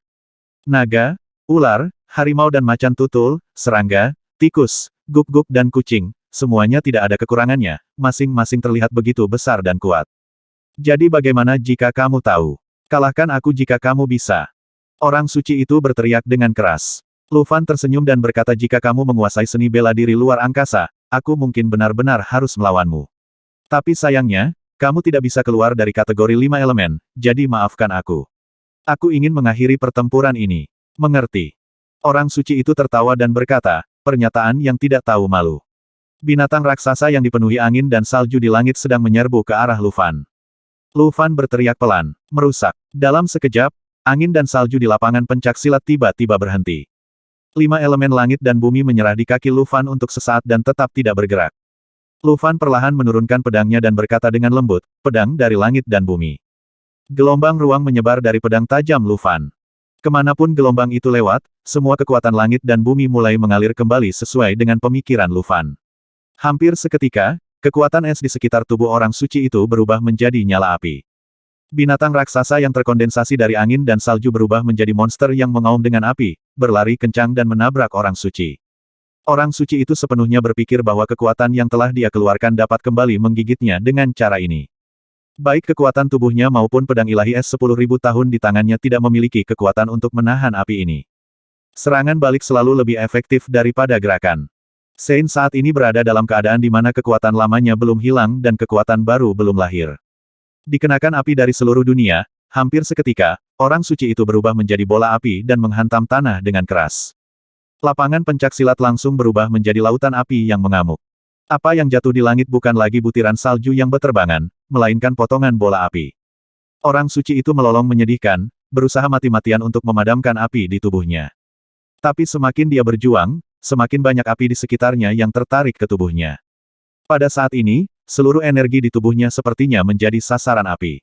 Setiap kali sinar dilepaskan, itu akan menarik api 100 kali lebih banyak. Lu Fan perlahan menyarungkan pedangnya dan bergumam 1, 2, 3, 4, 5. Ketika dia menghitung sampai kelima kalinya, semua nyala api menghilang dalam sekejap. Lu Fan sendiri tampak seperti baru saja dikeluarkan dari air, berkeringat di sekujur tubuhnya. Dengan kekuatannya saat ini, dia hanya bisa mempertahankan kondisinya saat ini selama 5 tarikan napas. Situasi ini adalah sesuatu yang tidak diharapkan oleh Lu Fan sendiri. Namun tidak diragukan lagi efek dari trik ini sangat bagus. Di tribun, kali ini, bahkan Fatih Dong tiba-tiba berdiri dan terkejut saat itu juga. Apa yang baru saja kulihat? Seorang pejuang yang tidak sekuat Tiangang, benar-benar menggunakan alam Dao. Alam Dao tersebar 100 kaki di luar tubuh. Fatih Dong berteriak keras. Lao Liu dan yang lainnya sangat terkejut dan tidak bisa berkata-kata. Mereka bekerja keras dan berlatih selama beberapa dekade, bahkan ratusan tahun, sebelum mereka dapat memahami Yin dan Yang, memasuki Tao dengan seni bela diri, dan membentuk alam Tao mereka sendiri. Namun di hadapan mereka, anak laki-laki yang baru berlatih lebih dari 10 tahun dan tingkat kultivasinya tidak setinggi Tiangang ini, sebenarnya membentuk alam Dao seperti mereka. Bisa dibayangkan betapa terkejutnya para ahli bela diri ini. Pedang yang digunakan Lu Fan barusan tidak ada bedanya dengan pedang Tao. Saat pedang keluar, dunia terkendali. Seluruh kekuatan langit dan bumi berubah menjadi api, ini jelas merupakan adegan penggunaan api untuk memasuki Tao dan alam api untuk dipancarkan. Meskipun Lu Fan dapat mendukung dunia ini untuk waktu yang sangat singkat, hanya beberapa napas. Tapi jika dia bisa melepaskannya, itu akan mengejutkan semua master. Semakin kuat orang tersebut, semakin terkejut dia. Fatih Dong benar-benar ingin menyeret Lu Fan ke atas sekarang dan menginterogasinya dengan sengit tentang bagaimana dia melakukannya. Setelah beberapa saat, Fatih Dong menjadi tenang dan melihat dengan cermat. Dia menemukan bahwa Lu Fan tidak menunjukkan tanda-tanda penolakan dari langit dan bumi setelah dibebaskan dari domain Dao. Apa yang dia temukan juga merupakan pemandangan yang juga dilihat oleh para pejuang dan penguasa bela diri lainnya. Siapa di antara prajurit yang bisa berkultivasi ke alam tiangang atau lebih tinggi yang idiot? Pemandangan yang tidak biasa, lebih seperti keterampilan bela diri yang luar biasa, langsung membuat mereka ragu lagi. Mungkinkah yang baru saja digunakan Lu Fan bukanlah Dao Domain? Semua orang kuat tenggelam dalam pikirannya. Seni bela diri yang ditunjukkan oleh Lu Fan melebihi pemahamannya. Tapi satu hal yang pasti, mulai saat ini, bahkan Tiangang yang kuat pun harus menghadapi kekuatan Lu Fan. Karena Lu Fan punya trik ini, orang kuat Tiangang biasa mungkin tidak berani bertarung dengannya. Lu Fan berjalan perlahan menuju orang suci, dengan gerakannya, orang suci itu mungkin telah dikalahkan sepenuhnya. Benar saja, ketika Lu Fan berjalan ke arah orang suci itu, dia melihat seorang wanita yang sangat terbakar hingga dia tidak bisa bangun. Sehelai rambut wali itu dibakar, dan pakaian di tubuhnya pun tidak luput, hanya tersisa beberapa bagian penting dan sisa potongan kain. Bisa dikatakan kebersamaan yang membahagiakan. Kamu kalah, Lu Fan berkata dengan tenang. Orang suci itu setengah terbaring di tanah, pembuluh darah di dahinya berdenyut, dan dia berteriak dengan keras, saya tidak kalah, bagaimana saya bisa kalah dari para pejuang Wuangwo? Saya adalah orang suci Tiange yang agung. Keadaan orang suci itu tampak sedikit gila dan histeris. Semakin angkuh dan angkuh seseorang, maka semakin tidak mampu menerima kenyataan kegagalannya sendiri. Pada saat ini, orang suci itu tampak begitu menyedihkan dan menyedihkan bagi Lu Fan. Tapi Lu Fan tidak mau memberinya pedang, lagi pula, pihak lain adalah seorang wanita, dan Lu Fan masih mengandalkannya untuk pergi ke kerajaan suci dan. Lu Fan memandangnya, berpikir sejenak, dan berkata, yang mulia suci, jika Anda tidak mau mengaku kalah, maka saya hanya bisa membakar Anda lagi. Tentu saja saya tidak akan membakar Anda sampai mati, tapi saya takut pakaianmu tidak akan terselamatkan. Apakah kamu benar-benar ingin aku melakukan ini? Ancaman yang luar biasa. Kata-kata Lu Fan membuat seluruh tubuh orang suci itu gemetar. Pada saat ini, dia menyadari bahwa semua penonton memandangnya dengan aneh. Ketika pakaian orang suci itu masih utuh, dia dapat memikat banyak pria dan wanita dan membuat mereka kehilangan akal sehat. Sekarang pakaiannya robek dan kulitnya terbuka, orang suci yang setengah tertutup itu telah menyebabkan banyak orang mimisan. Lihatlah pria yang tak terhitung jumlahnya di antara penonton dengan mata selebar mata banteng dan wajah memerah pada saat ini, mereka semua mulai mendorong ke depan dengan putus asa, seolah-olah mereka bergegas ke depan untuk menjatuhkan orang suci itu. Seluruh tempat dipenuhi dengan suara nafas berat. Baru pada saat itulah orang suci itu menyadari bahwa dia sangat malu kali ini, dan jika dia tidak mengaku kalah, dia mungkin akan kehilangan wajah kerajaan Beishen dan Tiange juga. Kalah dalam pertandingan bukanlah apa-apa, tapi akan menjadi mimpi buruk jika Lu Fan membakar pakaiannya hingga bersih untuk ditonton semua orang di Wuangwo. Dia mungkin bisa bunuh diri saat itu juga. Saya menyerah. Orang suci itu mengeluarkan setiap kata dari giginya. Niat menghabisi setinggi langit menimpa wajah Lu Fan. Lu Fan tidak peduli, dia mengeluarkan satu set pakaian dari ikat pinggangnya dan mengenakannya pada orang suci itu. Dengan cara ini, niat menghabisi di mata orang suci itu sedikit mereda. Kaisar Qinsang segera berdiri dan bertepuk tangan, berkata oke. Kata baik ini seperti panggilan untuk membangunkan semua orang. Sontak, teriakan penonton pun terdengar nyaring. Nama Lu Fan bergema di langit lagi. Lu Fan tidak terkalahkan. Han Feng dan yang lainnya tertawa. Fatih Dong juga tersenyum lembut dan berkata, anak ini, apakah aku benar-benar ingin memberitahunya sesuatu? Ups, aku benar-benar gatal. Orang suci itu membungkus dirinya dengan erat dan perlahan berdiri. Melihat Lu Fan, orang suci itu berkata dengan dingin, Lu Fan, masalah ini belum selesai. Lu Fan berkata dengan tenang, jika yang mulia orang suci masih ingin berkompetisi, saya akan menemani Anda kapan saja. Jangan lupakan perjanjian antara Anda dan saya. Orang suci itu mengertakkan gigi dan berkata, saya tidak akan melupakannya. Berbalik, orang suci itu terbang menjauh. Lu Fan menghela nafas pelan. Kerumunan itu berisik, Lu Fan melambai kepada semua orang dan perlahan-lahan berjalan keluar dari arena seni bela diri Bafang. Kaisar Qinsang terus bertepuk tangan, sangat gembira. Semua pejabat dapat memahami suasana hati Kaisar Qinsang saat ini, kemenangan Lu Fan tidak hanya menghancurkan semangat orang suci, tetapi juga meningkatkan momentum Wuan. Perdana Menteri Lu sedang menghitung sesuatu, dan setelah beberapa saat, Perdana Menteri Lu terkekeh dan berkata, sepertinya orang-orang suci di masa lalu tidak pernah mengalami kekalahan yang begitu besar. Kali ini negara Dewa Utara merasa malu. Perdana Menteri Lu pun tersenyum bahagia, keberhasilan Lu Fan juga membuktikan bahwa visinya akurat. Anak laki-laki ini memang pilar kekaisaran. Dikatakan bahwa Lu Fan ada di sini untuk bertemu dengan Istana Harmoni Tertinggi. Kaisar Qinsang tersenyum dan melambai. Kalimat ini, di telinga ratusan pejabat, hanya mewakili secuil informasi. Itu berarti Lu Fan akan menerima hadiahnya lagi. Kaisar Qinsang sangat senang, tetapi dia tidak tahu hadiah apa yang akan didapat Lu Fan kali ini. Qin Yun, yang berdiri di samping, sepertinya ingin berbicara, tetapi melihat ekspresi bahagia Kaisar Qinsang, dia tidak tahu harus berkata apa. Sepertinya tidak ada gunanya dia menolak sekarang. Qin Yun tersenyum dan mulai menghela nafas dalam hatinya. Lu Fan telah menjadi orang yang baik sehingga dia mungkin tidak dapat menyinggung perasaannya lagi di masa depan. Jalanan dan gang dipenuhi dengan kegembiraan. Kemenangan Lu Fan membuat seluruh ibu kota berada dalam lautan kegembiraan. Tuan Muda Lu Fan, Anda benar-benar hebat. Izinkan saya memberitahu Anda, orang suci dari Kerajaan Dewa Utara ini benar-benar meremehkan saya dan saya tidak memiliki siapapun di Wuan. Kemenangan ini sungguh memuaskan. Tuan Muda Lu Fan, dia sekarang adalah seorang raja. Tuan Lu akan menjadi kaya kali ini. Saya khawatir dia akan pergi ke Kerajaan Dewa Utara sebagai menantunya. Haha, menurutku kita harus menikah kembali dengan orang suci itu dan tinggal di Wuan. Kecantikan cocok dengan pahlawan. Titik titik titik titik titik titik. Penonton bersorak, tapi hanya pemilik kasino yang menangis. Hampir 1 jam kemudian, setengah dari ratusan kasino di ibu kota dimusnahkan. Beberapa bos lari begitu saja. Saya benar-benar tidak mampu kehilangan uang itu, terlalu banyak orang yang membelinya. Hanya satu kasino besar yang tidak hanya tidak melarikan diri, tetapi juga dengan senang hati memasang tanda untuk merayakan kemenangan Tuan Lu. Uang perjudian akan tetap dikompensasi, dan anggur yang baik akan diberikan sebagai hadiah, sehingga Anda bisa tetap mabuk bersama semua orang. Perilaku kasino ini segera menarik perhatian seluruh orang di ibu kota. Kasino ini dibuka oleh keluarga Liu. Liu Zhen menggoyangkan kipas bulunya, duduk di kereta, tersenyum kepada pengurus rumah tangga dan berkata pergilah, siapkan hadiah yang murah hati untuk Tuan Lu dan ucapkan selamat atas kemenangannya. Mulai hari ini, sebagian besar kasino di ibu kota akan menjadi milik keluarga Liu kami. Sama bahagianya dengan Liu Zhen adalah Han Feng dan yang lainnya. Tentu saja, mereka semua membeli Lu Fan untuk menang, sekelompok orang telah menghasilkan banyak uang sejak mereka tiba di ibu kota. Berjalan di jalan, Han Feng tertawa keras dan berkata jika saudara muda Lu Fan memenangkan beberapa permainan seperti ini lagi, saya bisa menjual kasino. Ling Yao sedang dalam mood yang buruk dan berkata dengan lembut hanya saja Lu Fan akan pergi. Titik titik titik titik titik titik. Aula harmoni tertinggi. Itu adalah peristiwa yang menggembirakan, dan semua pejabat tersenyum. Earl Lu Fan punya audiensi. Ketika teriakan dimulai, semua orang dewasa dan Kaisar Qinsang melihat keluar aula, Lu Fan berjalan perlahan ke aula harmoni tertinggi dan memberi hormat kepada Kaisar Qinsang. Lu Fan, saya telah bertemu Yang Mulia. Kaisar Qinsang berkata dengan lantang Lu Fan, kamu bertarung dengan sangat baik hari ini.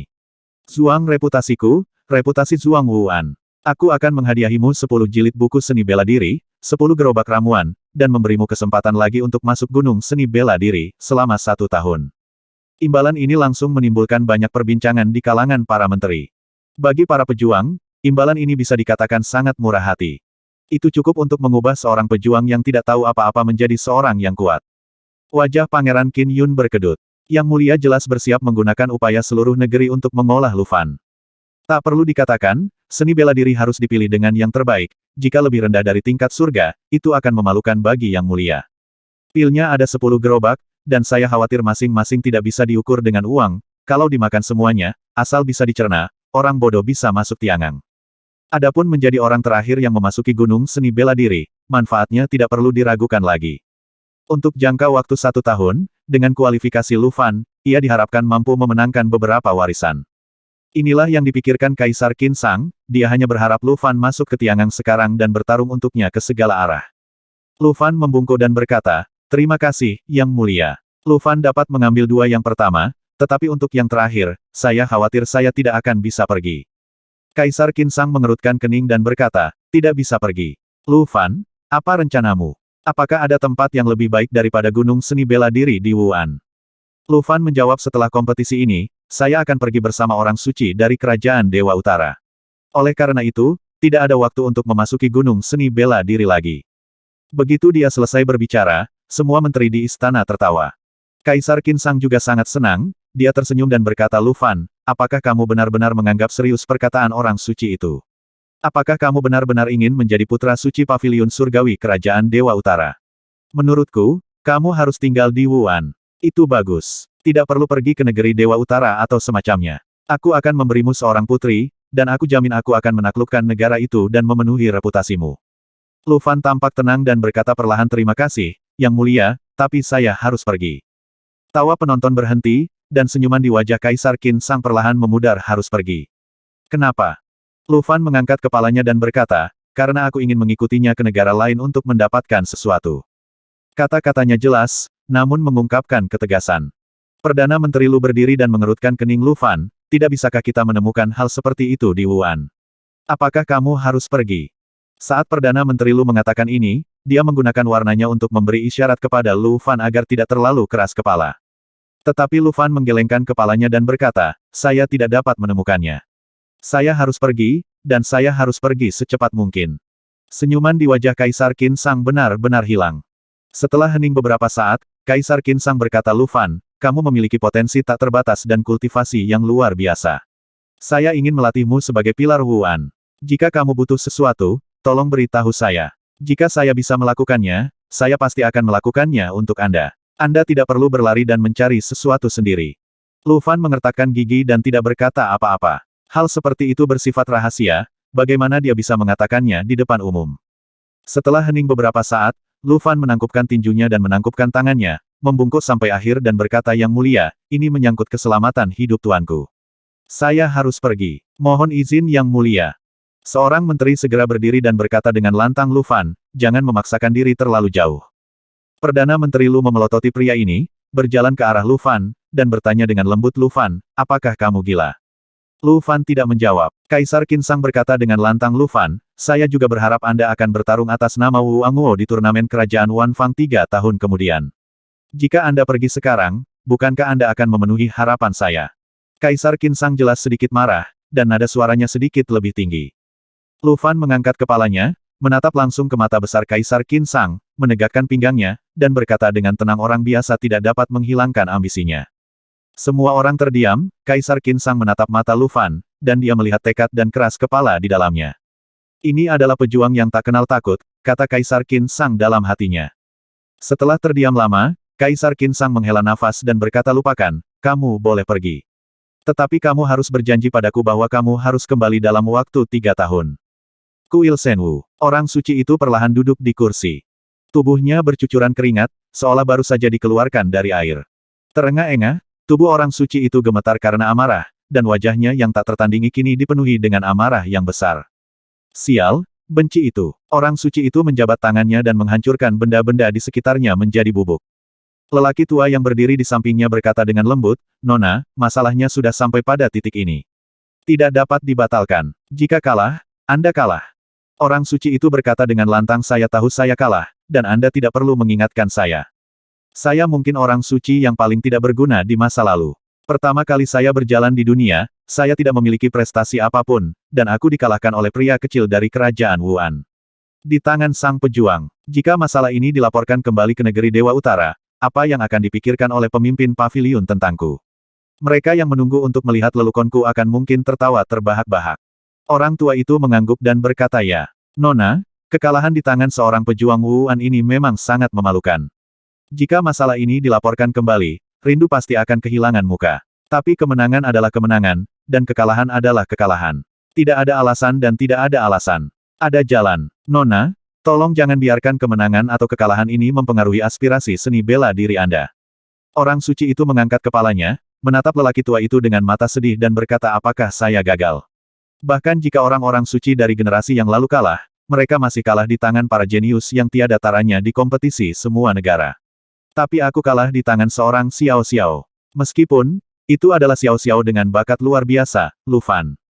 Ketika orang suci itu menyebut nama Lu Fan, dia mengertakkan gigi. Orang tua itu berkata Nona, menang atau kalah adalah hal yang normal bagi para pejuang. Ini hanya sebuah kompetisi. Itu tidak akan merugikan kultivasi mereka, dan tidak akan membahayakan nyawa mereka. Selain itu, Lu Fan sama sekali bukan Xiao Xiao. Saya juga telah berkeliling dunia dan melihat prajurit yang tak terhitung jumlahnya. Orang-orang, tapi saya belum pernah melihat seseorang yang meningkat begitu cepat dan sekuat Lu Fan. Terlebih lagi, hari ini, dia sepertinya telah menggunakan ranah yang hanya bisa digunakan oleh yang kuat seniman bela diri. Ini mengalahkan wanita muda itu dalam satu gerakan.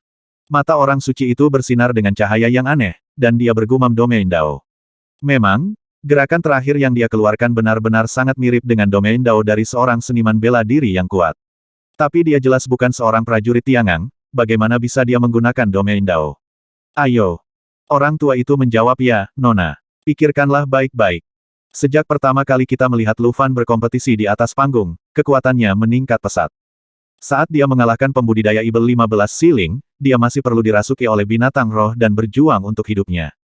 Tetapi ketika dia berhadapan dengan Tian Qingyang, dia menunjukkan tingkat kultivasinya di geng bumi tingkat 8 dalam satu gerakan. Dia tidak membutuhkan binatang roh untuk merasukinya, tetapi Tian Qing masih menguasai semua teknik. Yang membalikkan Gang Jin, ini belum berakhir. Setengah bulan kemudian, ketika dia kembali dari pagoda dan, dia mengalahkan Zhao Mingyu, murid dari Beast Sein, dengan satu gerakan. Akhirnya, dia menggunakan seni bela diri yang mirip dengan alam Dao untuk mengalahkanmu, Nona.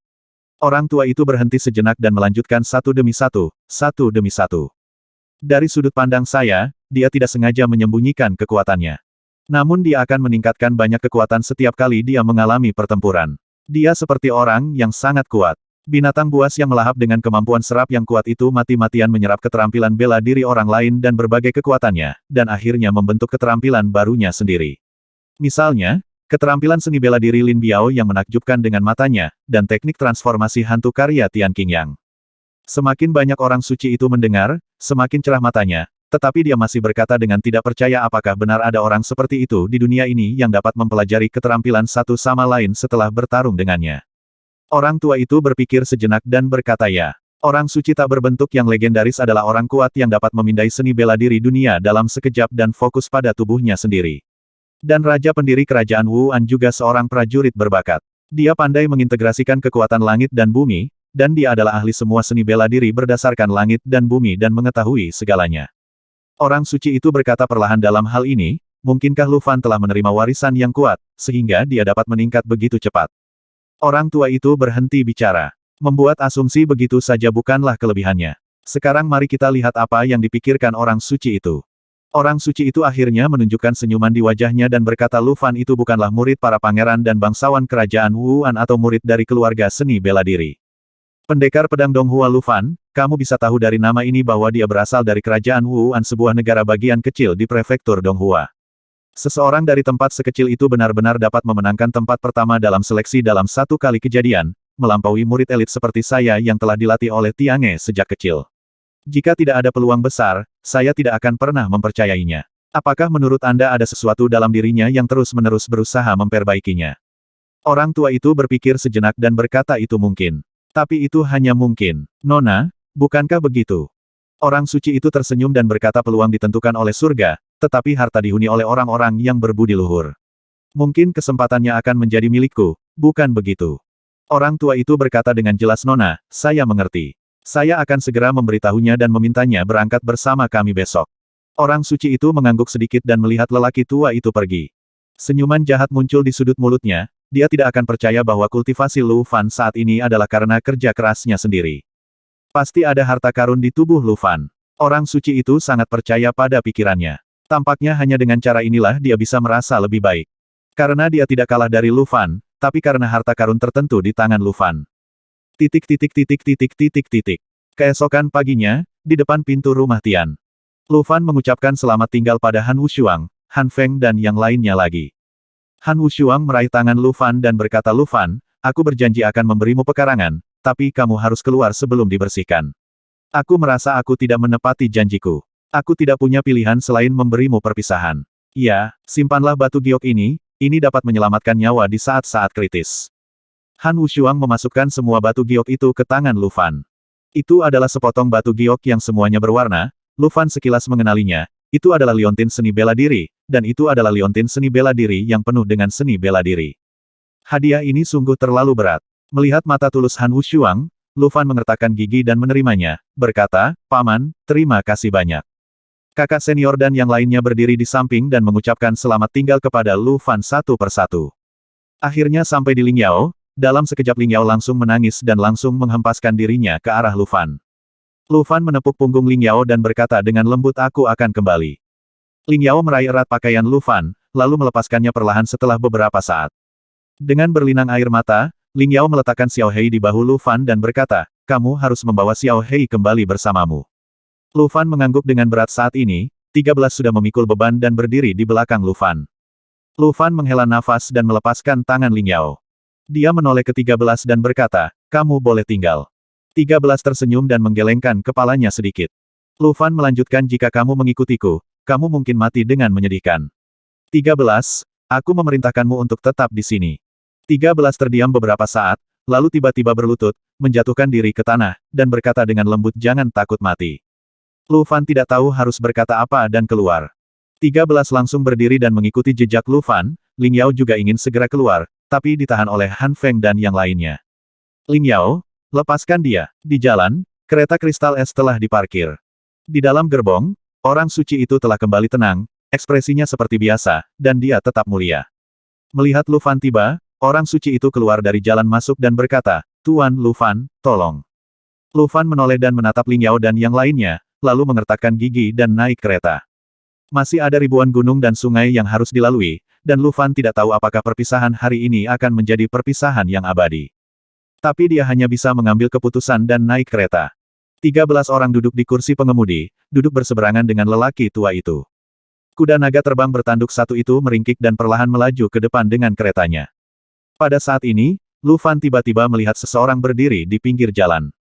Perdana Menteri Lu. Tanpa mengucapkan sepatah kata pun, Perdana Menteri Lu hanya menangkupkan tinjunya dan mengangkat tangannya sebagai tanda perpisahan. Di sampingnya, Lu Yin sedang makan manisan Hao dengan senyuman di wajahnya.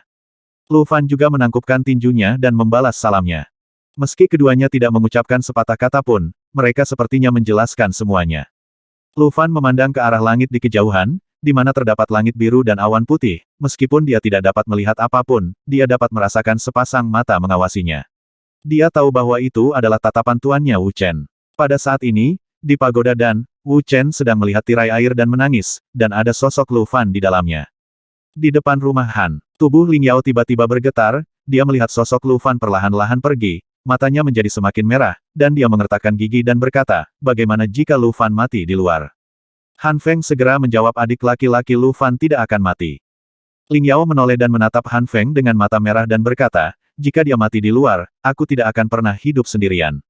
Aku akan pergi bersamanya. Han Feng tertegun, dan Ling Yao tiba-tiba melepaskan diri dari tangan orang-orang di sekitarnya dan berlari menuju kereta.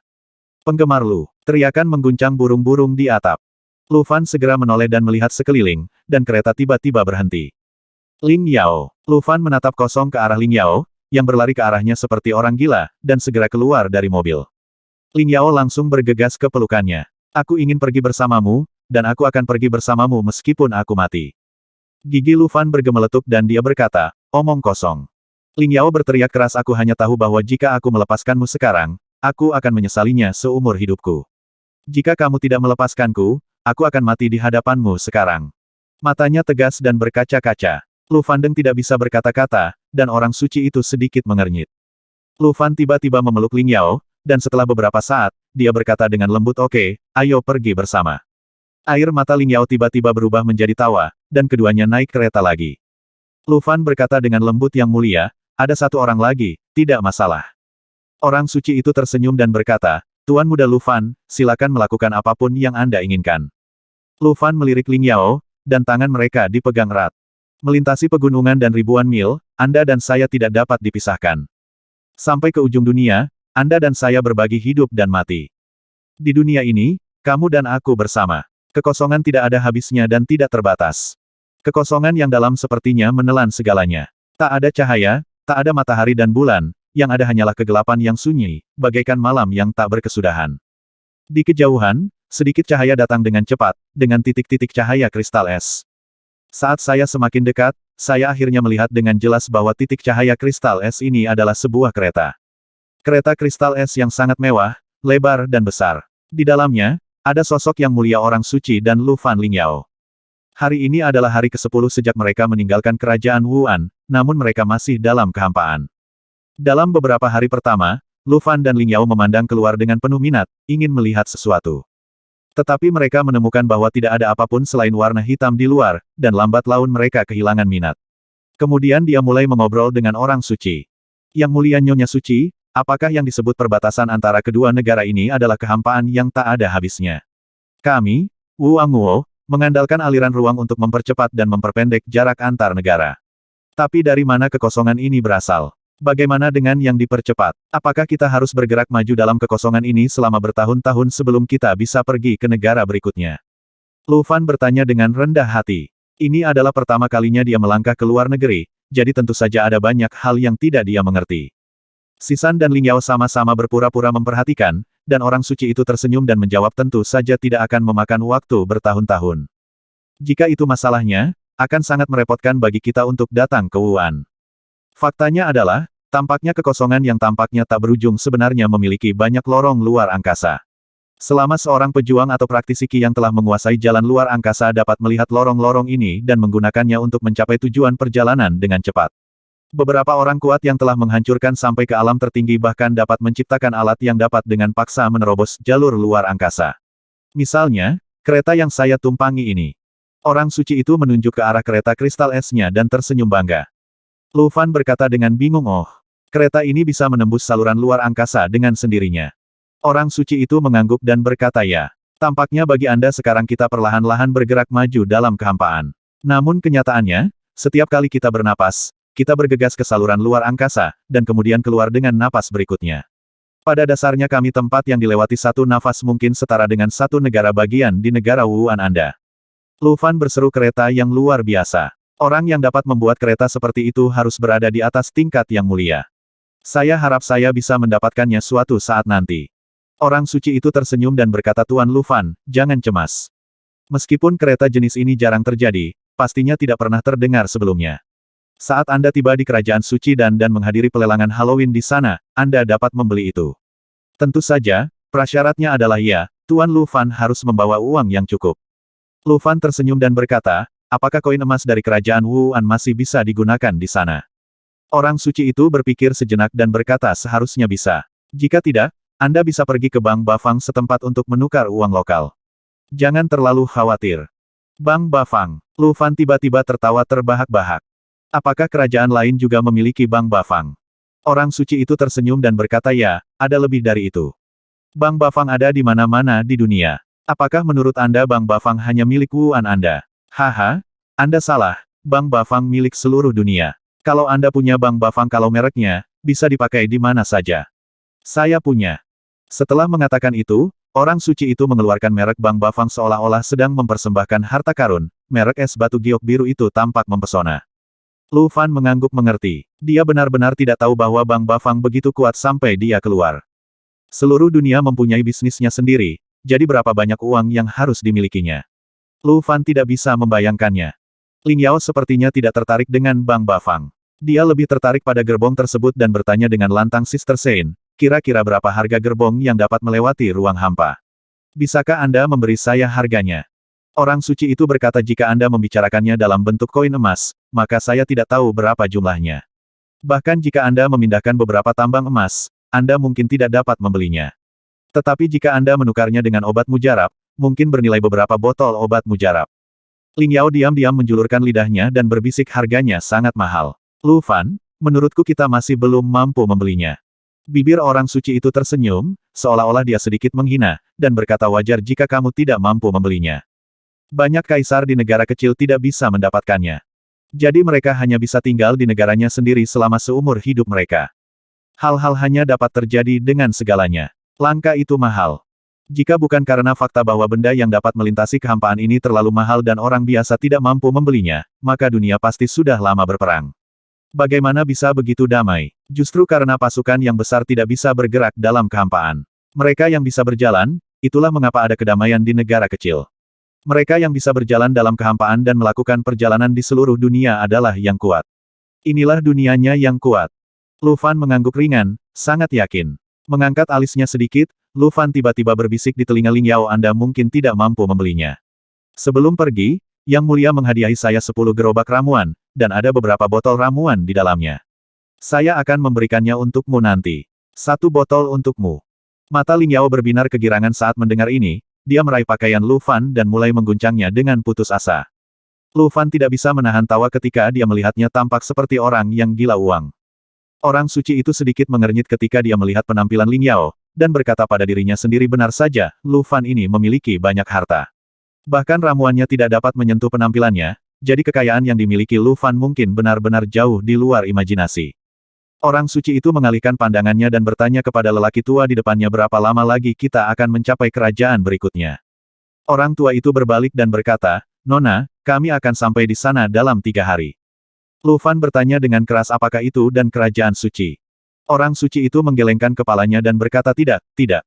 Ini bukan kerajaan suci dan, tidak secepat itu. Kita harus melewati 2 negara lagi sebelum kita bisa sampai ke kerajaan suci dan.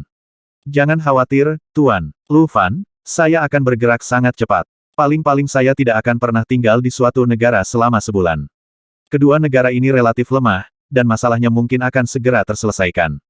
Terlebih lagi, dengan Tuan Lu Fan di sini, bahkan jika ada sesuatu jika terjadi kesalahan, Tuan Lu Fan pasti akan membantuku.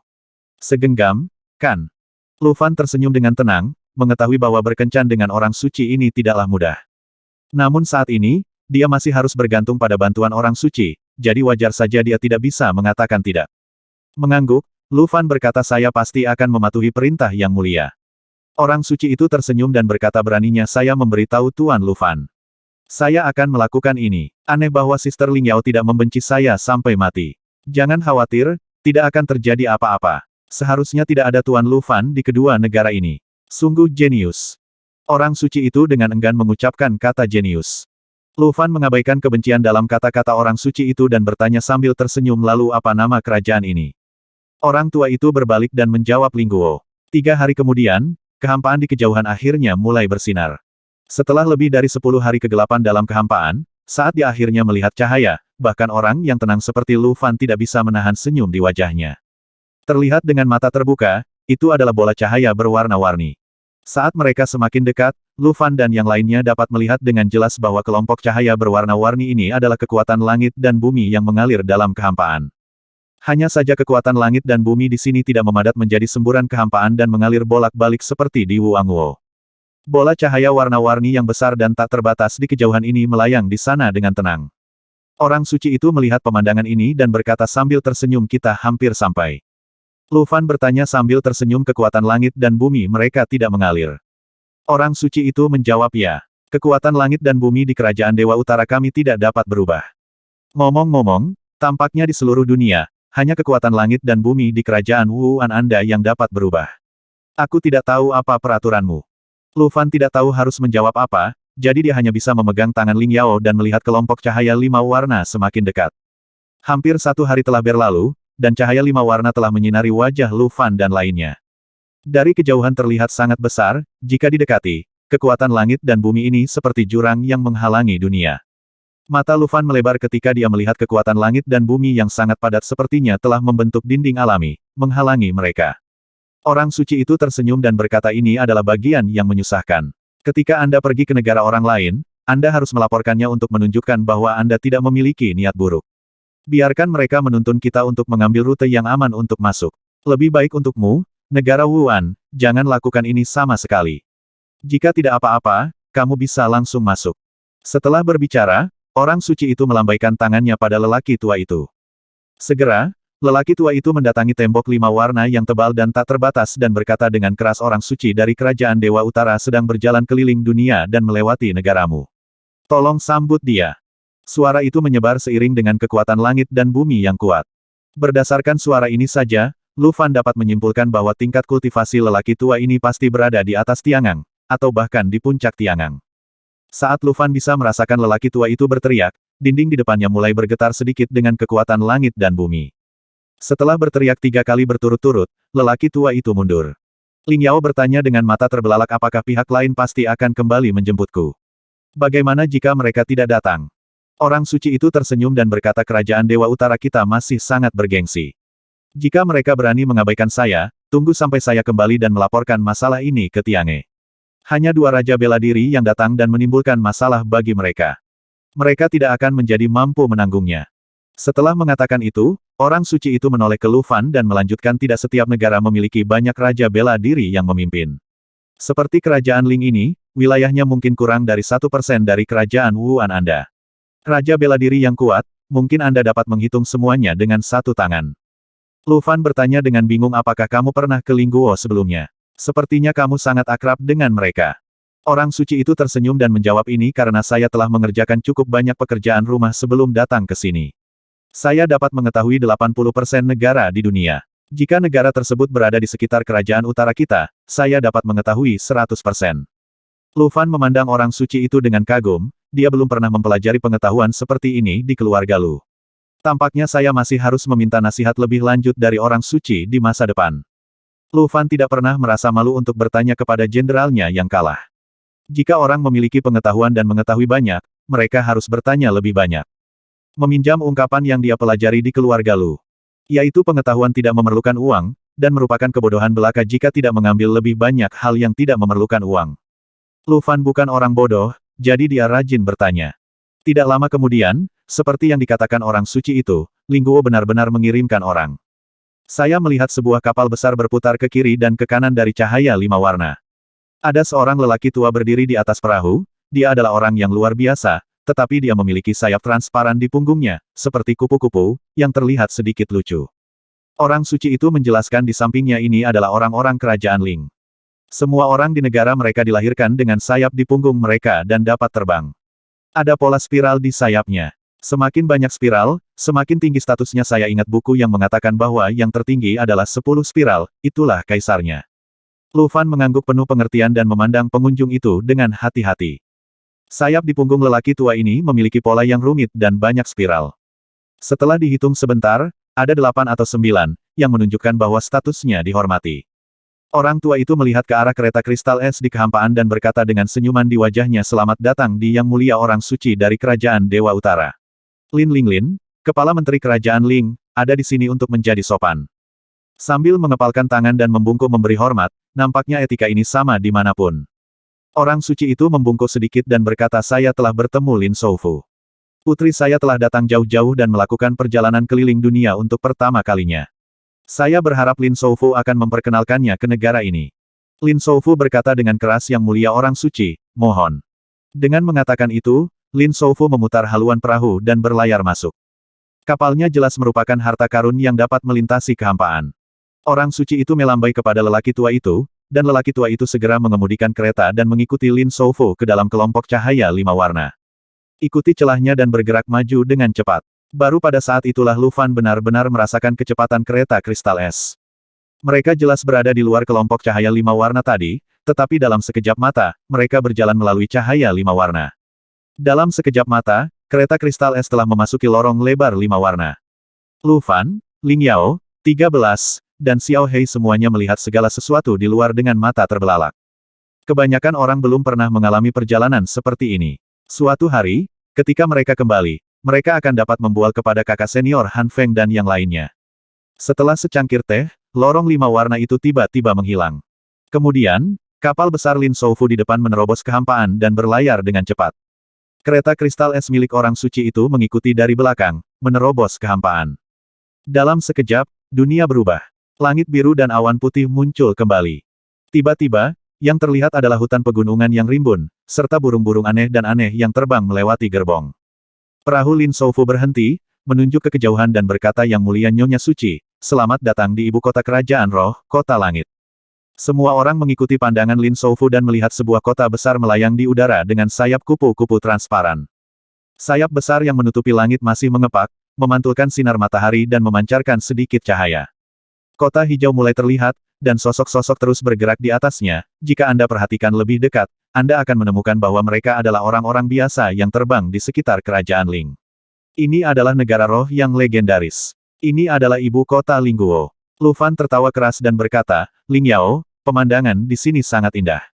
Ling Yao bersandar di pelukan Lu Fan, tersenyum seperti bunga. 650